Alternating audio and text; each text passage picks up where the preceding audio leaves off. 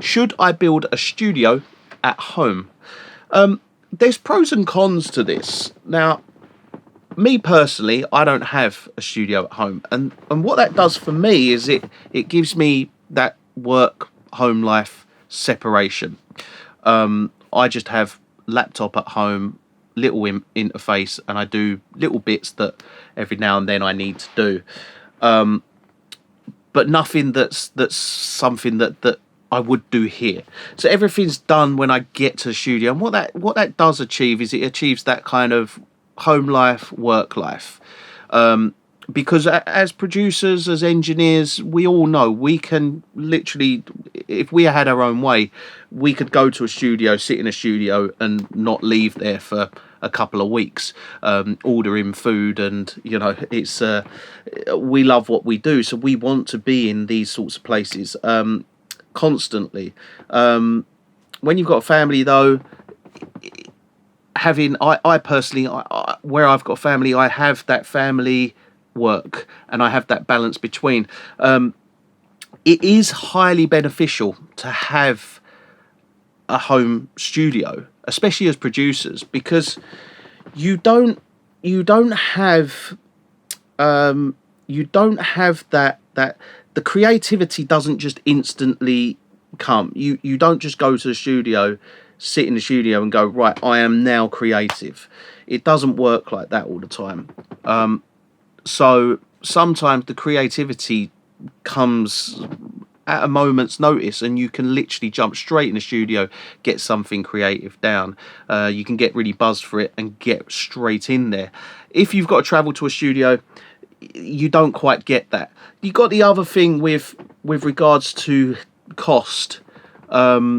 Now, if you've got a studio in London, you're having to rent somewhere. I've got mates who are paying £2,000 for studio space, and that is expensive. And they've got nice studios in these nice studio spaces, but that is an expensive. That's a lot of money to have to fork out. We've got 3 studios here and a kind of communal type area, and I know how much all this space costs us, and it is very expensive. So there is that to factor in. And if you're a producer, and let's say if you're a producer and you're not making massive amounts of money, you can't warrant putting your studio outside of your own house. And there's nothing wrong with having a studio in your house. I know plenty of big producers that have studios in their own house. I know plenty of engineers that have studios in their own house. I know plenty of engineers who have studios at the bottom of their garden. That for me would be the ideal situation. I would love that. My only issue with, if I had a studio at home, let's say for instance I had end of the garden, I had this studio, I would have, my kids would be in here all the time. I would come out the studio to go and, make a cup of tea. Then I'd stand and talk to my wife for 10 minutes, things like that. I would get distracted from my work. By having somewhere that's a studio space outside of your home, is you do get that I'm going to work mentality. So you go off to work. And the thing with if you're a musician, if you're a producer, if you're an engineer, you don't see it as work when you do eventually get to work. You don't see that as work. You see it as, it's a pastime. It's something you enjoy doing. It's you don't wake up in the morning and dread going to work. It's not. You don't see it as work. You see it as fun. This is like, I go to work to enjoy myself and have fun. But yeah, should you build a studio at home? Cost-wise, far better. Cost is far more cost-effective to have it at home. The problem with having a home studio is that you can't purpose build, or you can, but it's hard to purpose build a room in your house for the purpose of music production, or especially mixing and mastering. You wouldn't be able to really do it, because it's it's very difficult to put a room like this into like let's say a bedroom, for instance. And you know, you need quite a large sized room. So you know, there's pros and cons to all of this. But should you build a studio at home? Yeah, I'd say if you are a producer, have a studio at home. If you are an engineer, you know, it's 50-50 at the end of the day. If you're an engineer and you've got that studio outside of your home, you're going to get a better result because you're going to purpose build a room that is made perfectly for the purpose of mixing or mastering. Whereas a house, you're not building something that's purpose built. You've got the room already, and you're putting acoustics up to correct that room. It's not like you're building a perfectly symmetrical room like what this is. You wouldn't necessarily be able to put this into a let's say your bedroom, and then you've got your bed over there kind of thing. It wouldn't work. The other thing to bear in mind is obviously if you're doing online services like we do, and we don't have many people come in, there's no reason you couldn't do that from, you know, home. There's no reason you can't do that from home, because you know you aren't having people turn up at your door. You're not having people, you know, walk through your house. So things like that. If it's an online service and you don't actually have anyone arrive for the sessions, is perfectly fine, and it's there's no issue with that. There's still a very good aspect of professionalism with an online service that it doesn't matter if you're at home. You can work from home.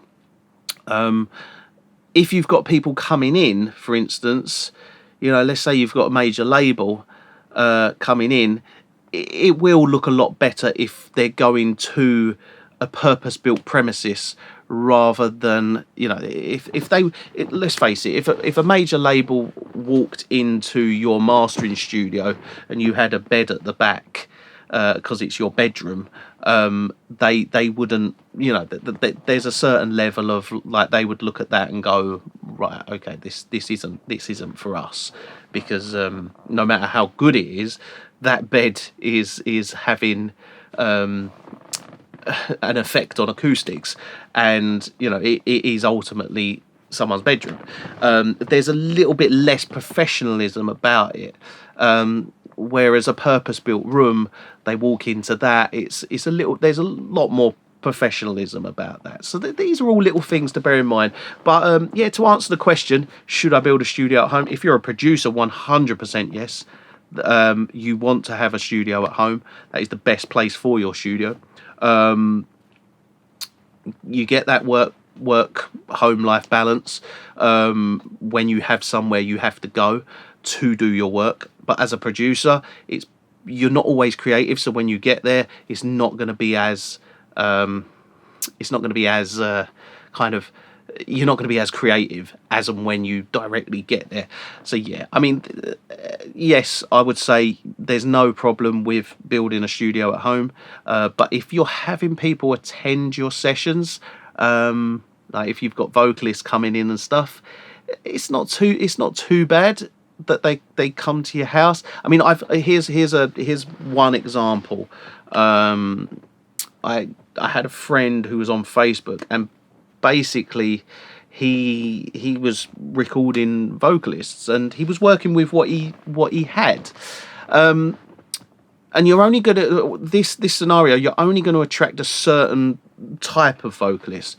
But what he would basically do is he would have them come into his bedroom studio, and he'd record them, and he had his cupboard had acoustic foam all the way around it in his cupboard. And he'd literally open the door to his cupboard. The vocalist would step into the cupboard and then sing in the cupboard, and it as a vocal booth. And it wasn't, you know, you're probably causing more harm than good by putting a vocalist in a cupboard. But only a certain level of vocalist is going to stand there and go, you want me to get into the cupboard? And go, yeah, okay, I'll get in the cupboard and sing. it's only there's a certain level where they just would turn around and go, no, what the hell is this? I'm not getting in your cupboard to sing this song. And so those sorts of things, just bear in mind. I mean, if you go to a lovely studio, or you have a lovely studio that's got a lovely vocal booth, and obviously this is going to cost a lot, you're going to have a different sort of clientele wanting to come there. But ultimately, if you do have that space, you have to have that clientele coming there because the bills need paying. So it's all this kind of pros and cons to everything. But yeah, I hope this answers your question. Any more questions, just fire them in the comments, because I always pick them up, and I try and get through them within a week or so. But yeah, keep the questions coming.